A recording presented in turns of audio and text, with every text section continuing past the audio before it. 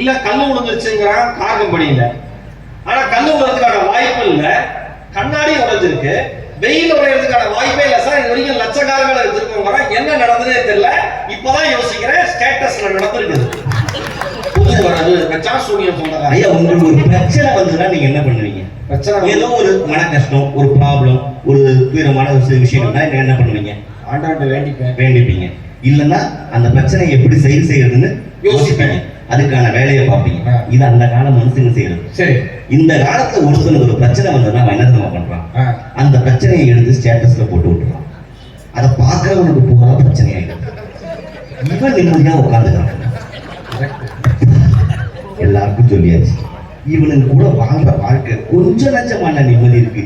எந்த ஒரு செகண்டும் மனசு ஆமா, வாழ்க்கையில நம்ம எல்லா இடத்துக்கும் போறதுக்கு மேப் போட்டு போயிருக்காங்க. இன்னைக்கு எங்க போனாலும், முன்னெல்லாம் எங்கேயா போனோம்னா ஒரு ஆட்டோக்காரன் கேட்போம், அண்ணா வழிகாட்டுவாரு, போய் இறங்கிடுவோம். இன்னைக்கு எங்க போனாலும் மேப் மேப் மேப்போட சொல்லிங்க என்ன?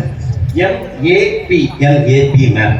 இன்னைக்கு இருக்கிற பசங்க இந்த MAP மேப்பை வச்சு எங்கெங்கயோ போயிட்டு இருக்காங்க. ஆனா வாழ்க்கையில சரியான இடத்துக்கு போனோம்னா ஒரு மேப் போட்டு போகணும். என்னது அந்த மேப்போட ஸ்பெல்லிங்கும் MAP தான். மார்க்ஸ் அம்பேத்கர் பெரியார். பெரியவங்களுடைய சிந்தனைகளை படிச்சு மக்களுக்கான கருத்துக்களை சொல்லி அதை நோக்கி ஓடின வாழ்க்கை நல்லா இருந்துச்சு. கடவுள் மனுஷங்களை படைக்கும் போது முதல்ல ஒரு மாடை படைச்சாரு. மாடை படைச்சு மாடே உனக்கு நான் 80 வயசு ஆயுள் தரேன், நீ போய் வயல நின்று வெயில கஷ்டப்பட்டு விவசாய நண்பனாந்து உழைச்சு வாழு, உனக்கு நான் 80 வயசு ஆயுள் தரேன். இந்த மாடு சொல்லிச்சு 80 வருஷம் தான் நல்லா கஷ்டப்பட முடியாது, 40 போதும், 40 நீ வச்சுக்கோ. அடுத்து ஒரு குரங்க படைச்சாரு. குரங்க உனக்கு நான் 20 வயசு ஆயுள் தரேன், நீ மனுஷங்க முன்னாடி பல்ட்டி அடிச்சு அவங்கள மகிழ்ச்சி வாழ் 20 வயசு ஆயுள் தரேன். குரங்கு சொல்லிச்சு 20 வருஷம்லாம் பல்ட்டி அடிக்க முடியாது, 10 போதும், 10 நீ வச்சுக்கோ. அடுத்து ஒரு நாயை படைச்சார். நாயை உனக்கு 10 வருஷம் ஆயுள் தரேன், வீட்டு வாசல நின்று வீட்டை குலைச்சு அந்த பாதுகாப்பு, அந்த வீட்டை பாதுகாப்பு, இவன் வீட்டை பாதுகாக்கலாம் 20 வருஷம் குலைக்க முடியாது, 10 போதும், 10 நீ வச்சுக்கோ. அடுத்துதான் மனுஷனை படைச்சார். மனுஷா உனக்கு 20 வயசு ஆயுள் தரேன், நல்லா சாப்பிட்டு நிம்மதியா தூங்கி ஓடி ஆடி விளையாடுறாங்க.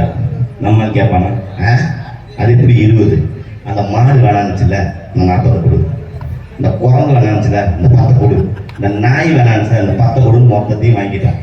அதனாலதான் முதல் 20 வயசு வரைக்கும் நிம்மதியா சாப்பிட்டு நல்லா தூங்கி ஓடி ஆடி விளையாடுறோம். 40 வயசு வரைக்கும் மாடா உழைச்சி கொட்டுறோம். பேரம் பேத்திங்க முன்னாடி குரங்கு வித்தை காட்டி பிழைக்கிறோம். கடைசி காலத்துல வீட்டு வாசல்ல உட்காந்து எது நாய் எது மனுஷன் தெரியாம வரம் போடுறான். ஏன் எது குறைச்சி ரோட்ல ஹைவேல போனா லாரி போகும், பஸ் போகும், பின்னாடியே ஒரு 4 நாய் ஓடியாரும் திருப்பி விடுவோம், 4 நாய் ஓடியாரும் திருப்பி விடுவோம். அந்த நாய் ஏன் ஓடுறோம் அந்த நாய்க்கும் தெரியாது, டயருக்கும் தெரியாது. அதை மாதிரிதான் இன்னைக்கு ஏன் ஓடுறோம் எதுக்கு ஓடுறோம்னு தெரியாம ஓடிட்டே இருக்கோம். ஒரே ஒரு விஷயம் தான், எல்லாரும் சக்சஸ் நோக்கி ஓடிட்டு இருக்கீங்க. வாழ்க்கையில சக்சஸ் நோக்கி ஓடுனீங்கன்னா நிம்மதி இருக்காது. நிம்மதியா இருந்து பாருங்க, வெற்றி தானா வந்து உங்களை சேரும். வாழ்க்கையில நிதானம் வேணும், நின்று பேசணும். இது எதுவுமே இல்லாத காலம் இந்த காலம். நீங்க அந்த கால வாழ்க்கை தான் தீர்ப்பு கொடுங்க, இல்ல இந்த கால வாழ்க்கை தான் தீர்ப்பு கொடுங்க, இல்ல ராமாயண மருமகனான் தீர்ப்பு கொடுங்க, இல்ல ராமாயணமா மகாபாரதமான தீர்ப்பு கொடுங்க. இல்ல தீர்ப்பு கொடுக்காம கூட இறங்கி போங்க, எனக்கு அதை பத்தி கவலை இல்லை. பேசின பேமெண்ட் பஸ் காசு கொஞ்சம் கரெக்டா வாங்கி கொடுத்துருங்கன்னு சொல்லி கேட்டுக்கிட்டு ஊர் போதும். இதுதான் அந்த காலங்கள் காசுல கருத்தா இருப்பாங்க. ஊர் பொதுமக்களுக்கும் நிகழ்ச்சி அமைப்பாளருக்கும் ஒரு சின்ன வேண்டுகோள். இந்தியாவில் பெட்ரோல் விலை ஏறிடுச்சு, டீசல் விலை ஏறிடுச்சு, மல்லிகை சாமான் ஏறிடுச்சு, காய்கறி கொத்தமல்லி கருவேப்பிலை விலை கூட ஏறிடுச்சு. இந்தியாவில் இதுவரை விலையேறாமல் இருப்பது எங்களை போன்ற பட்டிமன்ற பேச்சாளர். எவ்வளவு கேட்டாலும் சேர்த்து தர மாட்டாங்க. ஆடலும் பாடலுக்கு 3 லட்சம் வைக்கிறீங்க, பட்டிமன்றத்தை 30,000 மேல தர மாட்டாங்க. நீங்க கொஞ்சம் சேர்த்து கொடுத்தா அண்ணன் சேர்த்து கொடுப்பாரு. நல்லா சார், நான் பேசுறேன் பிடிச்சா நான் கைது போறேன். நிகழ்ச்சி சூப்பர், உங்களுக்கு பிடிச்சிருக்கு, அடுத்த வருஷம் அண்ணனுக்கு போன் பண்ணி போன வருஷம் நிகழ்ச்சி சூப்பர், இந்த வருஷமும் நீங்க தான் வரணும் அப்படின்னு கேட்பீங்க. கேட்கும்போது போன வருஷம் வந்து 6 பேர் வேணா, புதுசா 6 பேரை கூட்டணும்னு சொல்லாம அவரை கூப்பிட்டா எங்களையும் சேர்த்து கூப்பிடுங்க, இல்லைன்னா அவரையும் கூப்பிடாதீங்க, வேற யாரையாவது வச்சுக்கிறாங்க. வாய்ப்பு கிடைத்த அனைத்து நல்ல உறவுகளுக்கும் நன்றி கூறி கிடைக்கிறேன். நன்றி, வணக்கம். ரொம்ப சந்தோஷமா கடைசியில முடிக்கிறப்ப அந்த காலமா இந்த காலமா தெரியாம ஒரு வார்த்தை சொல்லி முடிச்சு. அவரை கூப்பிடுறப்ப அதே 6 பேரை கூப்பிடுங்க, இல்ல அவரை கூப்பிடாதீங்க, எங்க 6 பேரை மட்டும் கூப்பிடுங்கன்னு ஒரு உன்னதமான கருத்தை முன் வச்சிருக்காரு. முதல் முறையாக கேட்கிற மதன் பேச்ச மேடையில லைவா மிகச்சிறந்த அனுபவம் வாய்ந்த நகைச்சுவை நிறைந்த முதிர்ச்சியான பேச்சு உங்களுடையது. மனம் நிறைந்த அலட்டிக்காரங்க அவ்வளவு அழகா என்னமா சொன்னாரு.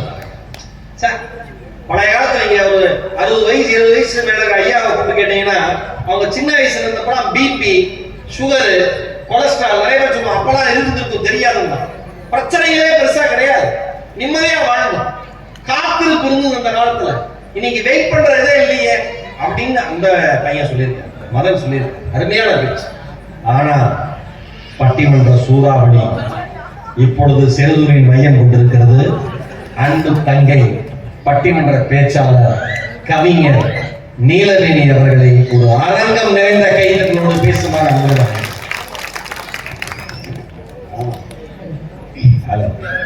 பிறந்த சிறந்த மொழிகளுக்கு மத்தியில் சிறந்தே பிறந்த அன்னை தமிழை வணங்கி அழகான ரசிக பெருமக்களுக்கும் நிகழ்ச்சி அமைப்பாளருக்கும் ஒளி ஒளிமைப்பாளருக்கும் எங்களுடைய அருமையான திறமையான இரு அணியில் இருக்கக்கூடிய பேச்சாளருக்கும் பட்டிமன்றத்தை வெகு சிறப்பாக நடாத்தி கொண்டிருக்கக்கூடிய நடுவர்களுக்கும் என்னுடைய அன்பான வணக்கத்தை சொல்லி, பொதுவா தமிழ் பேசினா எல்லாருக்கும் பிடிக்கும். பொதுவா தமிழ் பேசினா எல்லாருக்கும் பிடிக்கும். இவர் பேசினாதான் தமிழுக்கே பிடிக்கும் அப்படின்னா அருமையான பேச்சு. தீர்ப்பு இந்த காலமே என்று சொல்லி விடைபெறுகிறேன். நடுவர்களே, ரொம்ப அருமையான தலைப்பு கொடுத்திருக்கீங்க. மகிழ்ச்சியும் மன நிறைவும் நிறைந்தது அந்த காலத்துல இந்த காலத்துல அப்படின்னு கேட்டிருக்கீங்க. அந்த காலம் முழுவே ரொம்ப அருமையா பேசிட்டு போயிருக்காங்க.